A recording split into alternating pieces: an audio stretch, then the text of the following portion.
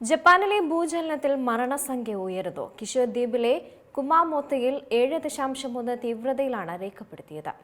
ജപ്പാനിലെ കുമാമോട്ടോ മേഖലയെ വിറപ്പിച്ചുകൊണ്ട് ശക്തമായ ഭൂചലനമാണ് ഉണ്ടായത്. 7.1 തീവ്രത രേഖപ്പെടുത്തിയ ഭൂചലനത്തിൽ ബഹുനില കെട്ടിടങ്ങൾ നിലം പതിച്ചു. സംഭവത്തിൽ നിരവധി പേർക്ക് പരിക്കേറ്റിട്ടുണ്ട്. തലസ്ഥാന നഗരമായ ടോക്കിയോയ്ക്ക് സമീപമാണ് ഭൂചലനം അനുഭവപ്പെട്ടത്. ഭൂചലനത്തെ തുടർന്നുണ്ടായ സ്ഫോടനത്തിൽ കഷിമ നഗരത്തിലെ ഷോപ്പിംഗ് മാൾ പിളർന്നു.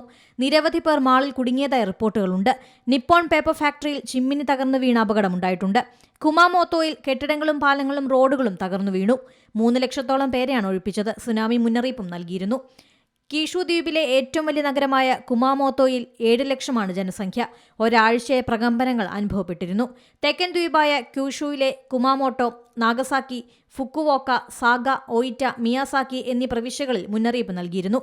സമുദ്രനിരപ്പിൽ നിന്ന് 10 കിലോമീറ്റർ ആഴത്തിലാണ് ഭൂകമ്പത്തിന്റെ പ്രഭവ കേന്ദ്രം. International desk C Malayalam news.